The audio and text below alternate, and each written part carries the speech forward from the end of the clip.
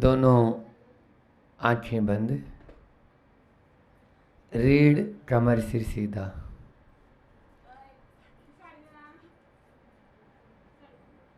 नील गगन में अधर हो शोभित निज में लीन, नील कमल आसीन हो नीलम से अति नील, सील झील में तैरते नेमि जिनेस सलील, सील डोर मुझ बांध दो डोर करो मत ढील। तीर्थंकर लेने के मूनलाइट 1008 श्री नेमिनाथ भगवान की, परम उपकारी संत शिरोमणि आचार्य गुरुवर विद्यासागर जी महामुनि राज की, पूज्य मुनि श्री 108 दुर्लभ सागर जी महाराज। कल 4 शब्दों पर अपन ने बात की थी। वेदना, संवेदना, सहानुभूति और समानुभूति। वेदना नहीं, संवेदना होनी चाहिए। अपने कष्टों के प्रति सहनशील बनो और दूसरों के कष्टों के प्रति संवेदनशील बनो, सबके प्रति स्नेहशील बनो, तो जीवन संस्कारशील हो जाएगा, संस्कारशील हो जाएगा। यदि अपन संस्कारवान बनना चाहते हैं तो अपन को संवेदन होना जरूरी है। और फिर समानुभूति की भी हमने बात की थी। लास्ट में अंतिम चौथा पॉइंट अपना रह गया था थोड़ा सा। समानुभूति मतलब आया तुला पयासु, सब आत्माएं समान हैं। जैसे कष्ट मुझे होता है वैसे कष्ट दूसरे को भी होता है। जो बात हमारे लिए बुरी है वो दूसरे के लिए भी बुरी हो जाती है। इस प्रकार ये आया तुला पयासु अपन को जानना है। एक बार ऐसा हुआ, भगवान महावीर स्वामी, छोटे छोटे बच्चे बैठे हैं, कहानी सुनाते हैं। भगवान महावीर स्वामी के समय की घटना है। उनके समय में एक क्रूर परिणामी, बहुत ज्यादा, जिसके परिणाम हमेशा खराब, ऐसा एक कसाई रहता था। और उस कसाई का नाम क्या था? काल सॉकरिक। क्या नाम था? प्रतिदिन 500 भैंसे मारने का उसका नियम था। 500 भैंसे, और नहीं तो भावों की मैल की बत्ती बना बना के, मैंने पहले कहानी सुनाई थी कि जेल में बंद कर दिया तो मैल की बत्ती के भैंसे बना रहा है, ऐसा। लेकिन वो जितना क्रूर परिणामी था, उसका बेटा उतना ही दयालु, सुलस। उसका नाम क्या था? बोलो। सुलस। वो जितना कसाई और क्रूर परिणाम, उतने इसके संवेदनशील दया के परिणाम। न जाने कौवे के घर में हंस कैसे पैदा हो गया। कौवे के घर में हंस कैसा पैदा हो गया। आयु कर्म एक सा नहीं, काल सौटिक, स्वर्ग या नरक सीधा हार गया। वो तो स्वर्ग क्या जाएगा, मरने के बाद स्वर्ग ही जरूर लगा देते, जाते कोई नहीं। उसकी अधोगति हो गई। और वह जिस दिन मरा, उसके बाद कुल रस्म के परंपरा के लिए सारे के सारे जो लोग थे, उसके संबंधी थे, वो इकट्ठे हुए और उन्होंने कहा कि भले ही एक दिन तुम्हें आज हिंसा करनी पड़ेगी, लेकिन आज तो तुम्हें तलवार चलानी होगी। समानुभूति की बात हो रही है। आज तुम्हें तलवार चलानी होगी और आज एक दिन के लिए भले ही एक जीव की हिंसा करनी है। एक मोटे ताजे भैंसे को बांधा हुआ था और बोले इसकी तुम्हें आज इस पर तलवार चलाना है। सुलस तलवार हाथ में लिया, आगे बढ़ा और उस भैंसे की आंख में देखा। वह भैंसा कातर दृष्टि से दया की भीख मांग रहा है, सुलस को देख रहा है। सुलस ने ऊपर तलवार उठाई और अपने पांव पर चलाने वाला ही था, सब लोगों ने पकड़ लिया। ये क्या कर रहे थे? अभी तुम जिंदगी भर के लिए एक पांव से रहित हमेशा के लिए लंगड़े हो जाते, तुम्हारा पांव कट जाता। तुम ये क्या कर रहे थे?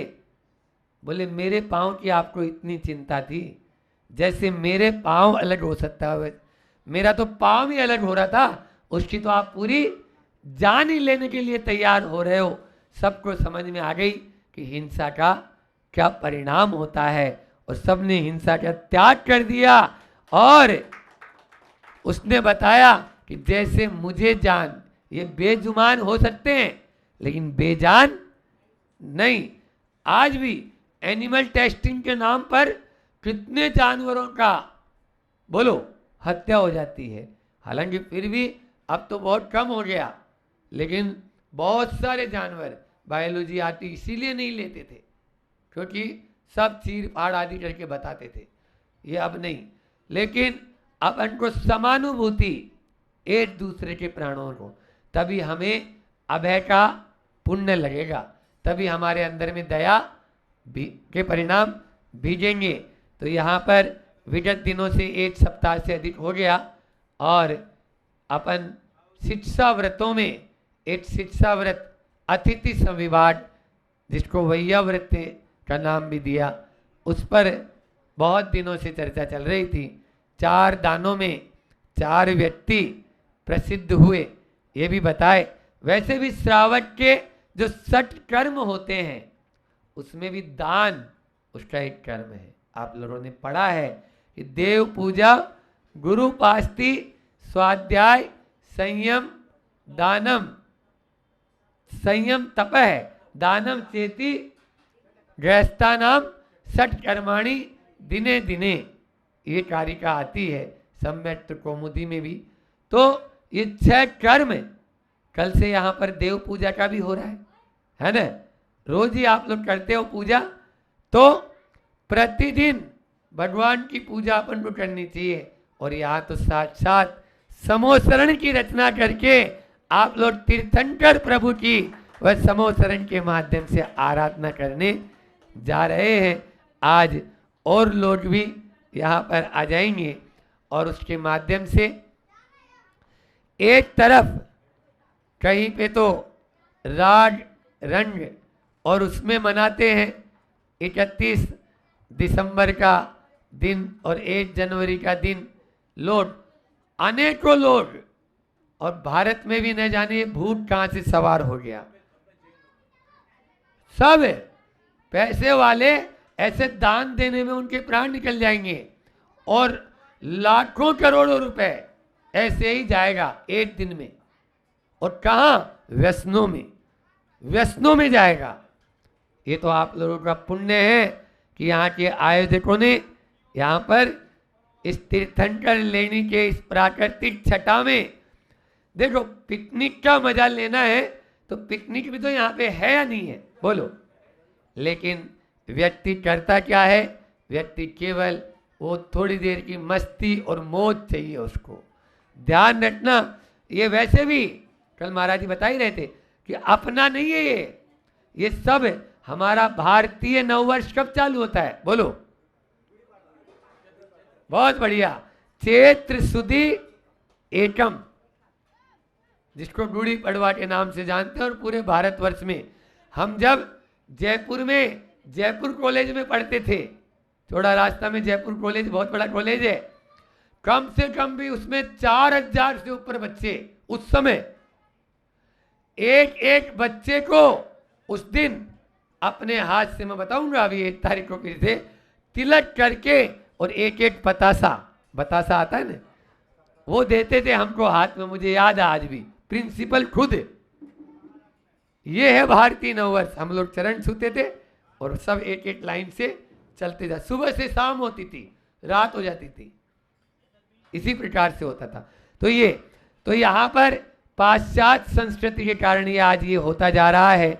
ध्यान रखना, मैं तो हमेशा बोलता हूं, सूरज जब जब पश्चिम में गया है तो डूबा है, फिर आप क्यों पश्चिम की सभ्यता को अंगीकार कर रहे हो?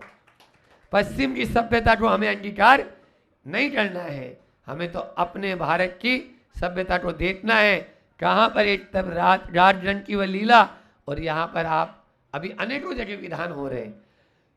ये विधान ये मत समझना कि 9 वर्ष के उपलक्ष्य में कर रहे हैं, नहीं, आप लोग उस तरफ न जाओ। किसी व्यक्ति को मान लीजिए छुड़ाना है तो उसको वहां से आपको भैया कुछ उसको प्रलोभन दे दो, हाँ अरे वाह बहुत बढ़िया, तो विधान के माध्यम से पूरा आनंद। अनेकों जगह विनम सागर जी महाराज जी हैं और भी महाराज जी, तो वहां भी विधान चल रहे हैं। इस प्रकार से हम यह आनंद ले सकते हैं यदि आप लोगों के भीतर में वह हो तो यहाँ पर अपन विगत दिनों में कि दान की चर्चा, दानम दुर्गति नाशनम, दुर्गति का नाश करने वाला है, तो वह क्या है? दान है। और कहा गया देता दौलत ना डठे, दौलत यदि अपन देते हैं तो वो बढ़ती है, घटती नहीं है। बल्कि हजरत मोहम्मद साहब ने एक बहुत अच्छी बात कही, उनकी बात आपके बीच में रखता हूं कि दान देकर खुश होना चाहिए, क्योंकि मुसीबत दान की दीवार को कभी फाड़ नहीं सकती। मुसीबत दान की जो दीवार आपने खड़ी कर दी है उससे आपके ऊपर कभी अटैक आ ही नहीं सकती है। ये मोहम्मद ने, कबीर दास जी ने बहुत अच्छा दोहा कि जो जल बाड़े नाव में, घर में बाड़े दाम, घर में दाम बढ़ने लगे और नाव में पानी आ जाता है, जैसे उसी प्रकार से दोनों हाथ उलीचिए यही सयानो काम। अच्छा काम तो यही है कि अब नाव में पानी भर गया है तो दोनों हाथ से बाहर निकालो, नहीं तो डूब जाएगी नैया। इसी प्रकार से आपके पास आ रहा है तो दोनों हाथ से दान करते जाओ, आपका भविष्य उज्जवल हो जाएगा। एक दो संस्मरण सुना के अपनी वाणी को विराम करेंगे। आचार्य श्री जी जो कल आपको मैं बता रहा था कि महाराणा प्रताप का एक संस्मरण जो आचार्य श्री जी सुनाते हैं कि पहले एक दूसरा संस्मरण 1980 की ये घटना है। 1980 में एक व्यक्ति बहुत ज़्यादा एक तरह से गरीब और खाने की भी जुगाड़ नहीं, जवान बेटियां भी, अब वह देखा कि क्या करें, कुछ भी नहीं, जो काम करें उसी में उसको बहुत घाटा लग जाए और कर्जदार हो गया। कर्जदार हो गया, मन में तरह तरह के दुष्परिणाम आते। एक दिन वह गुरु चरणों में पहुंचा। महाराज जी लोग जो बाजू में थे वो आचार्य श्री जी का आशीर्वाद दिलाने के लिए लेके गए। अब वहाँ जैसे ही पहुँचे तो उससे बोला कि जब उसकी पूरी व्यथा उसने अपनी सुना दी तो आचार्य श्री जी के भी रोंगटे खड़े हो गए। पूरी एक तरह से बहुत ज़्यादा आंखों में पानी जैसा, बिल्कुल करुणा की दृष्टि से उसको देखते रहे कि इसकी कैसी दुर्दशा हो चुकी है। आचार्य श्री जी कुछ नहीं, सुनते रहे, समझते रहे उसकी बात, और अंत में कहते हैं कुछ दान करो, जो कुछ है उसको थोड़ा दान किया करो। जो महाराज जी लोग थे वो लोग तो सोचे कोई मंत्र दे देते तो अच्छा होता, पिछी उठा के आशीर्वाद दे देते तो अच्छा। क्या है, महाराज जी को भी क्या सूझ रही है, आचार्य श्री जी को भी दान कहाँ से देगा? ये तो जो मर रहा है आदमी वो क्या दान देगा? बिल्कुल। अब सारे के सारे महाराज जी आचार्य श्री जी के मतलब एक तरह से खिलाफ, जैसे कि आचार्य श्री जी से कैसे बोल रहे। लेकिन वो व्यक्ति लगभग 6 महीने बाद आया, कपड़े भी अच्छे आपके बढ़िया पहने हुए था। अब महाराज जी लोगों के पास नहीं आया, महाराज जी के पास में नहीं आया कि मुझे आचार्य श्री जी दर्शन करा दो। अब तो सीधा गुरु जी के पास, अब सीधा, अब क्योंकि अच्छा स्टैंडर्ड हो गया, अब सीधे गुरु जी के पास पहुंच गया, वहाँ नहीं गया महाराज जी लोगों के पास में। और वहाँ गया तो आचार्य श्री जी चरणों में नमोस्तु करके बोलता है। महाराज जी लोग भी देखते हैं कि ये तो वही आदमी नजर आ रहा है जो 6 महीने पहले आया था। वो भी देखें क्या बात होती है। वो एक तरफ जाके खड़े हो गए, आचार्य श्री जी से नमोस्तु किया कि आचार्य श्री जी आपके आशीर्वाद से धीरे धीरे मेरी परिस्थिति आज बहुत अच्छी हो गई है। क्या किया था? कुछ नहीं। वो शुरू में केवल रोटी खाने बैठता तो 1 ग्रास अलग रख देता गाय के लिए। 1 ग्रास छोटा सा, बिल्कुल जरा सा कॉर्नर तोड़ के अलग रख देता। धीरे धीरे 1 रोटी अलग करने लगा।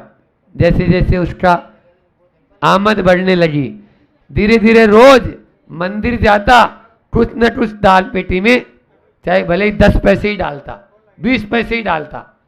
उस समय तो 10-20 पैसे की बहुत कीमत होती थी, तो वो भी डालता। उससे उसके दिन फिरने लगे। बोले आचार्य गुरुदेव आपके आशीर्वाद से मेरे दिन पलट गए हैं, दिन फिर गए हैं। ये स्थिति राणा प्रताप का जो मैं बता रहा हूं, महाराणा प्रताप जब चारों तरफ से उनको घेर लिया और अब देखा कि अब बचने का कोई उपाय नहीं है, और उसमें भेद बताने वाला भी मेरा अपना भाई शक्ति सिंह है, उसने भेद बताया है, और वही इन सबको भड़का के और मेरे खिलाफ हो गया है। और कुछ नहीं, अपनी पत्नी और बच्चे को लेके जंगल में निकल गए। जंगल में निकल गए और वहां जंगल में क्या था? कुछ नहीं, क्या मिलेगा? लेकिन घास तो है, घास की रोटी। आचार्य श्री जब इसको पढ़ते हैं और सुनाते हैं तो आंखों में पानी आ जाता है। घास की रोटी बनाकर अपना जीवन यापन करना शुरू किया वहां पर एक राजा, और आज उसकी क्या हालत है। लेकिन महाराणा प्रताप भी हिम्मत नहीं हारे कि नहीं, दिन पलटेंगे। रोज भोजन बनाने का समय होता तो एक दिन भोजन के पहले पहुंचे और बोला कि 4 रोटी बनाना। 4 रोटी बनाना, अपन तो 3 लोग हैं, 3 ही रोटी बनाते हैं और हो जाता है काम। नहीं, 4 रोटी बनाना है। 1 रोटी दान की और 3 रोटी अपनी। कोई भी आ जाए, क्योंकि वो घास भी बहुत मीठी होती है, अच्छी, तो कोई आ जाएगा उसको भी तो देना है, कोई अतिथि के लिए भी तो निकालना है। अतिथि के लिए 1 रोटी अलग रख दी। 3 रोटी थाली में पुरसी थी, परोस के बैठने ही वाले थे तीनों। बेटा छोटा था कि एक बिलाव आया और वो 3 रोटी उठा के ले गया। 3 रोटी उठा के ले गया। पत्नी की दृष्टि वो 1 रोटी जो रखी है ना उस तरफ गई। राणा ने मना कर दिया, ये रोटी निर्माल्य की है, शाम तक कोई अतिथि आ जाए क्या मालूम, इसलिए अतिथि की नहीं, हम दोनों भूखे रह जाते हैं। स्वामी बालक रो रहा है, इस बच्चे को तो खिला दो। नहीं, उसको अपनी गोद में लेटाया, थपकी से उसको सुला दिया। तब भजनकार ने नहीं, लोकगीत राजस्थान में चलता है, दूसरी कक्षा में हमने पढ़ा था, अरे घासरी रोटी जद बन बिलावड़ो ले भाग्यो, नानो सो अमरो चीख पड़ो, राणारो सोयो दुख जाग्यो। राणा का वो सोया हुआ दुख जागता है कि अब क्या करूंगा, लेकिन उसने रोटी नहीं दी। इधर आप लोगों को कहानी मालूम है, वीर भामाशाह को सपना आया और सपने में ये संपत्ति तेरी नहीं है, जिसके राज्य में तू रहता है उसका है, और आज वो जंगल में है। चल बैलगाड़ियों में अपना धन भर और जा उसके चरणों में अर्पित कर। और भामाशाह उसने अपना पूरे रत्न खजाना पूरा बैलगाड़ियों में भरा और जहां जंगल में राणा प्रताप थे शाम तक वहां पर आ गया। ये है 1 रोटी दान की उसने निकाल के रखी, तो रत्नों की वृष्टि उसके पास हो गई। और कहानी आप लोगों को मालूम है, फिर से सेना तैयार हुई और सेना तैयार करके युद्ध किया और युद्ध में विजयी हुआ और खोया हुआ राज्य वापस पा लिया। ये है। तो इस प्रकार से दान के माध्यम से बहुत आगे बढ़ सकते हैं। हम अपने जीवन को आगे बढ़ाएं, तभी बहुत आगे बढ़ सकते हैं। और अभी आने वाले समय में आप लोगों को यही अवसर प्राप्त हो रहा है। कल से यहाँ पर मध्याह्न के समय हम सब मिलकर वह आराधना करेंगे। अभी शाम तक और भी लोग आ जाएंगे और उनके साथ में मिलकर 3 दिन की यह आनंद के साथ अपन यहाँ पर आराधना करें। इसी भावना के साथ में मैं अपनी वाणी को विराम देता हूँ। बोलिए अहिंसा परमो धर्म की। आचार्य गुरुवर विद्यासागर जी महामुनि राज। याद आ गई एक है, क्योंकि राइट टाइम और राइट नाउ, राइट टाइम और right now, right time right now से तात्पर्य ये है, प्रकरण तो वाला बहुत बड़ा देखते हैं, जितना होगा उतना कर देंगे। राइट टाइम राइट नाउ मतलब एक महिला थी, अब वो महिला थी और थोड़ी अस्वस्थ हुई, और जब वो हॉस्पिटल पहुंची तो डॉक्टर ने कहा ऐसा लगता है आपको कैंसर है, बोले आपको अपनी जो है जांच करवानी पड़ेगी। तो वो महिला थोड़ी घबरा गई, अभी मेरी उम्र ही क्या है, बोले ये कोई बात नहीं है कि उम्र क्या है, कैंसर ऐसा थोड़ी कि नहीं आता है और बड़े को नहीं आता है, आप थोड़ा पहले अपने लिए सीरियस होएं बॉडी के लिए और आप पूरी जांच कराएं। और उन्होंने जो है रिपोर्ट के लिए अस्पताल में भेज दिया। जब रिपोर्ट गई, रिपोर्ट आई और रिपोर्ट आने के बाद डॉक्टर ने उस रिपोर्ट को देखा और देखने के बाद जो है वो बोले आपकी जो उम्र है अब वो ज़्यादा नहीं बची है, ज़्यादा से ज़्यादा आपका जो जीवन बचा है वो 2 माह का, बस आपको 4th स्टेज का कैंसर है, अब आप ज़्यादा जीवन नहीं जी पाएंगे, अब आप जैसा भी और कोई बचा भी नहीं पाएगा, क्योंकि वो स्टेज ख़त्म हो चुकी है। हमारी जो मेडिकल्स है वो इसके आगे हाथ टेक चुकी है, इसका कोई इलाज नहीं है। वो बड़ी सोचने लगी कि इतनी तकलीफ तो हो नहीं रही है, लेकिन 4th स्टेज का कैंसर ठीक है। उसने विचार किया और विचार करने के बाद जब मेरा जीवन 2 महीने ही बचा है, क्योंकि अपनी बात चल रही राइट टाइम राइट नाउ, तो अब मेरा जीवन इतना छोटा बचा है, तो उसने लिस्ट बनाई कि किस तीर्थ क्षेत्र में कितना देना है, कहाँ क्या दान करना है, कौन से अनाथालय में देना है मुझे, और किसको क्या देना है, और अगर किसी से भेदभाव है तो उसकी भी क्षमा याचना कर लो। अब जीवन बचा क्या है, रहना ही नहीं है, तो फिर सबसे अच्छा तो ये है कि सबसे अपन बिल्कुल क्षमा याचना करके अपने जीवन को, और अच्छा होना भी चाहिए, ये बिल्कुल सही सोच थी। और सही सोच के साथ जो है उन्होंने पूरी लिस्टिंग करी, सब जगह का दान, सब जगह का जो भी लेखा जोखा एक लिस्ट तैयार करी, और लिस्ट तैयार करने के बाद अगले दिन उसके लिए अप्लाई करना चाह रहे थे, लेकिन फ़ोन पहुंचा कि आप फलाने बोले हाँ, बोले क्षमा चाहेंगे, एक ही नाम की 2 लिस्टिंग हो गई थी, तो आपको नहीं है कैंसर, आपकी उम्र की दूसरी महिला थी उनको है कैंसर। वो बड़ी खुश हुई, और खुश होने के बाद क्या किया उन्होंने सबसे पहले उस कागज़ को फाड़ के फेंक दिया। बोले जब जीना है तो काय की माफ़ी, काय का दान, काय का सब कुछ, काय का त्याग, मैंने तो पूरे सब सोच लिया था, इतना इतना त्याग करना, ये करना, ये करना है। ये है सोच आपकी, राइट टाइम था, लेकिन अपनी सोच आपने नहीं बनाई और सब कुछ आपने अलग कर दिया। आपकी सोच है ऐसी, कैसी है आपकी सोच? मैं तो बार बार यही पूछता हूँ, आप ये प्रवचन सुन रहे हो, इस प्रवचन के माध्यम से जो बोल रहा हूँ वो खुद से पूछो अपने आप से, आपके जीवन में ऐसा होगा तो आप भी ऐसा कर लोगे क्या? कागज फाड़ के फेंक दोगे, निश्चित तौर से फेंक दोगे। आपको लगेगा अभी तो बचा हुआ है जीवन, जैसा उसने किया है वैसा आप भी करोगे।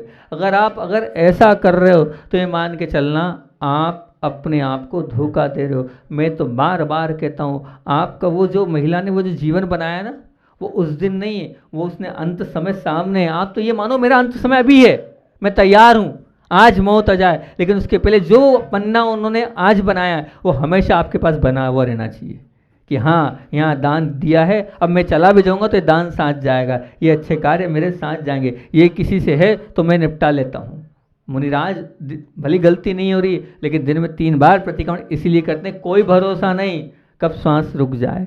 ऐसे ही वो पन्ना आप अपने जीवन में हमेशा तैयार रखोगे तो बहुत अच्छी बात है। राइट टाइम में आपका अगर क्योंकि कोई भरोसा नहीं, भरोसे की बात चल रही है तो मैं तो इतनी बात बोलता हूँ, मनी पावर का भरोसा नहीं, मनी पावर का भरोसा नहीं, मसल्स पावर का भरोसा नहीं, लक पावर का भरोसा नहीं, ब्रेन पावर का भरोसा नहीं, रिलेशन पावर का भरोसा नहीं, और स्पीच पावर का भरोसा नहीं। 6 चीज़ें बता दी मैंने आपको, फिर से रिपीट करूँ मैं?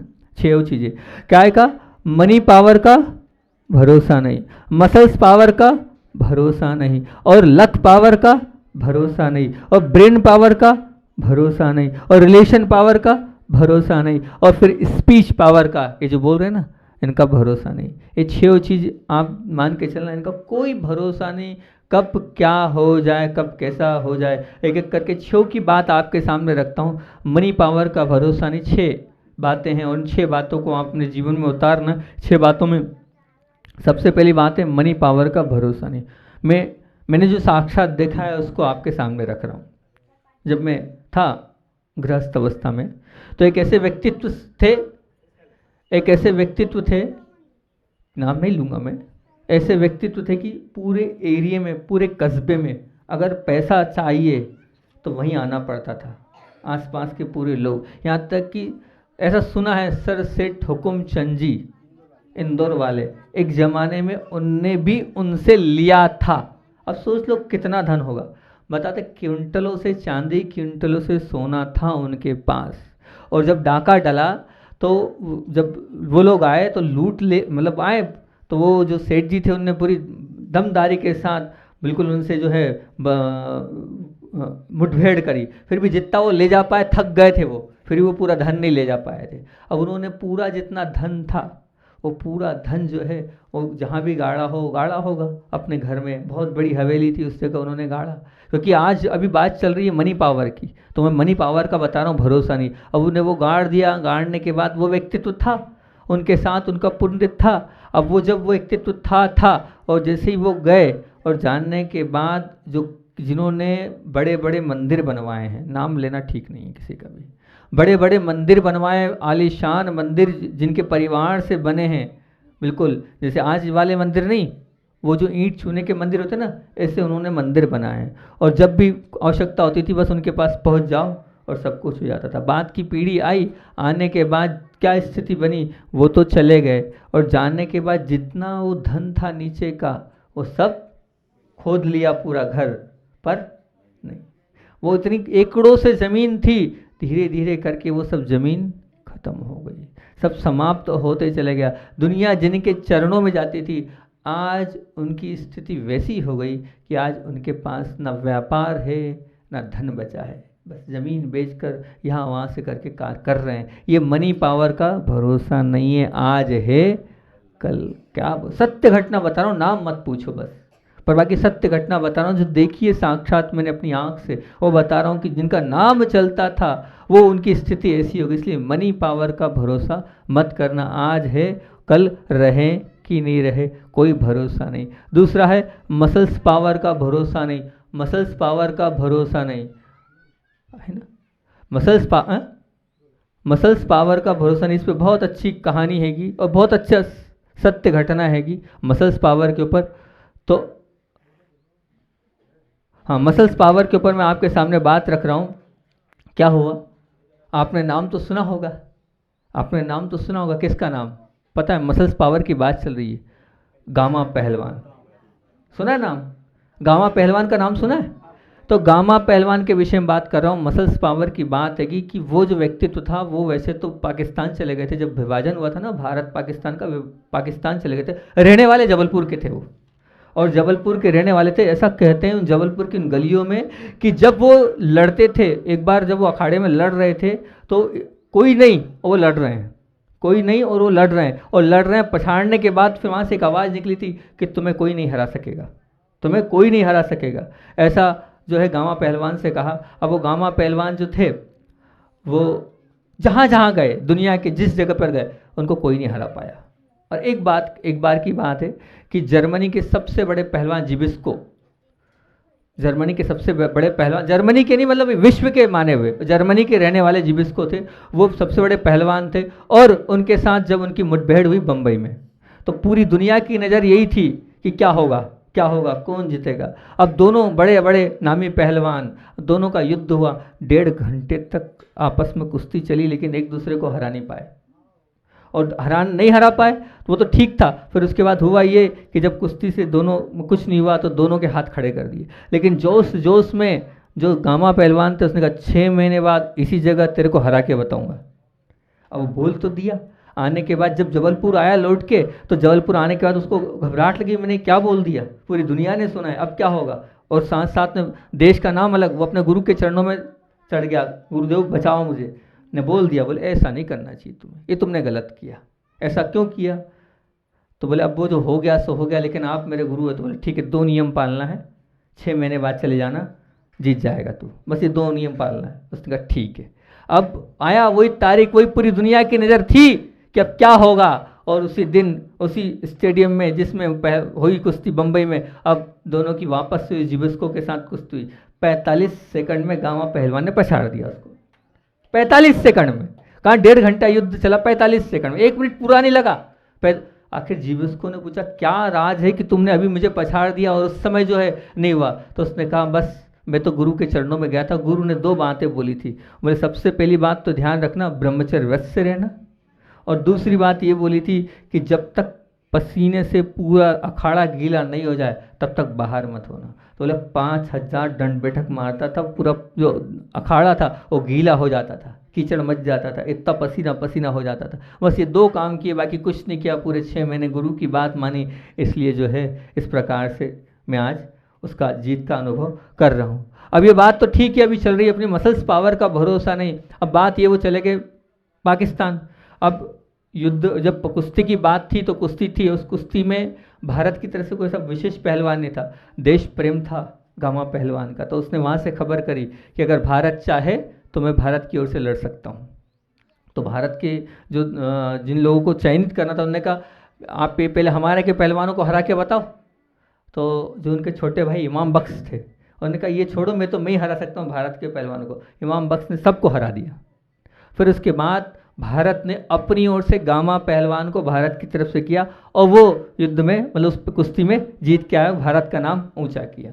अब मसल्स पावर की बात चल रही, भरोसा नहीं, अंतिम समय की बात बता रहा हूँ। जब वो युद्ध से कुश्ती से जीत के आए, अंत समय में अब स्थिति ये थी कि वो भारत की तरफ से लड़े थे, और वो जब अस्वस्थ हुए तो पाकिस्तान बोलता है जब तुमने हमारी तरफ से लड़ाई नहीं करी तो भारत देखे। और भारत ने भी, वो पाकिस्तान में थे इसलिए वहाँ तक तो कोई पहुँच पाया नहीं, और ना कुछ खबर, कुछ भी उनकी सेवा चाकरी नहीं हुई। वो व्यक्ति जो आज तक किसी से नहीं हारा, मसल्स पावर के कारण, इस ताकत बल के कारण, अंत समय क्या हुआ उसका, जो अंत समय था, उस अंत समय में आपको बता रहा हूँ वो मक्खी भी अपनी नहीं उड़ा पाया। ऐसा कहते हैं, जो मैंने पढ़ा है, जो मैंने सुना है, कि वो मक्खी भी नहीं उड़ा पाया। बात बताओ, ये जो पूरी दुनिया को जो हरा के बैठा है, वो अंत में उसकी शरीर की ये ताकत हो गई कि वो अपनी मक्खी भी नहीं उड़ा पाया है। इसलिए ध्यान रखना, अपने इस मसल्स का कभी भी क्या गर्व मत करना। ये जो पावर है ये समाप्त कभी भी हो सकता है, कभी भी रूठ सकता है। बाकी पावर्स की बात, लक, ब्रेन और रिलेशन और स्पीच पावर की बात कल करेंगे, और इसको कैसे बढ़ाया जा सकता है उसकी भी बात मैं 4 बातों से आपके सामने आगे रखूंगा। अंत में आचार्य भगवान का छोटा सा संस्मरण लेकर अपनी बात को विराम देंगे। आचार्य भगवान के अपने पुराने संस्मरण चल रहे हैं और कटनी की बात चल रही है, तो कहते हैं दृढ़ता हो तो ऐसी तभी गुरु मुक्ति, तभी जो है मुक्ति मिलती है। हमारे गुरु जी की दृढ़ता देखो, अस्वस्थता की उस हाल में, जब बहुत गुरुदेव अस्वस्थ थे, और जब गाँव में पता चला, क्योंकि उस समय चलने की भी हालत नहीं थी, उठने बैठने की भी शक्ति नहीं थी, जब गाँव में साधुओं के माध्यम से पता चला कटनी में कि आचार्य श्री का कैशलोस सामने आ रहा है, तो अब आचार्य श्री कैशलोस कर सकते हैं। जब ये सब पता चला तो जगमोहन लाल जी शास्त्री पंडित जी, बड़े पंडित जी, वो पहुँच गए आचार्य भगवान के चरणों में। और आचार्य श्री का भी बहुत समय है, आप जल्दी नहीं करें, ना तो आपके पास बैठने की ताकत है, ना आपके हाथों में ताकत है, इतनी ताकत बची नहीं है। इसलिए हमारा एक मानना है, आप अभी कैशलोस की जल्दी नहीं करना, थोड़ा रुक जाओ, थोड़ा शरीर और मेंटेन हो जाए उसके बाद करना। अब ये तो बात बोल दी, लेकिन सुबह होती है 6 साढ़े 6 बजे वो पूरे गाँव में खबर फैल जाती है कि आचार्य श्री जी केशलोच कर रहे हैं। पर आचार्य श्री ने अंत में इतनी सी बात जगमोहन लाल जी से जरूर बोली थी कि आप विकल्प नहीं करो, बस मुझे कुछ होता है तो मेरा समाधि मरण जरूर करा देना। इतनी बात बार बार गुरुजी सचेत रहते थे। अब जब सुबह हुई, सुबह सबने देखा तो इधर वो घुंघराले बाल, बड़े बड़े बाल, ऐसे कड़क कड़क बाल, खून झर रहा है, उनके हाथों में ताकत नहीं है और वो उखाड़े जा रहे हैं। उस केशलोच के देख के पूरी जितनी समाज थी सबके आंख से आंसू, उधर से खून बह रहा, इधर से आंसू बह रहे सबके, और ताकत है नहीं। 2.25 जो आधा घंटा नहीं बैठ पा रहे, वो 2.25 घंटे बद पद्मासन लगाकर बैठे और बैठने के बाद पूरे केशलोच किए। केशलोच करने के बाद जगमोहन लाल जी शास्त्री ने कहा कि आचार्य शांति सागर जी महाराज के बाद आज मैंने मुनि देखे, मेरे पे मुनि धर्म के प्रति मेरा श्रद्धा खत्म हो चुकी थी, लेकिन इनको देख के मुझे लगा कि मुनि धर्म होता है, सच्चे मुनि हैं ये। क्या है? सच्चे मुनि हैं। ऐसे इनको देखकर, सच्चे मुनि को देखकर ही सम्यक दर्शन की प्राप्ति होती हैगी। और जो उन्होंने न्यूज़ बनाई है, क्या न्यूज़ पूरे उस समय देश में चली थी, वो कल मैं आपको उस न्यूज़ को पढ़ाऊंगा कि ऐसा ऐसा आचार्य भगवान के इस केशलोच के माध्यम से पूरे देश में ऐसी न्यूज़ चली है। बोले आचार्य भगवान विद्यासागर जी महामुनि राज की।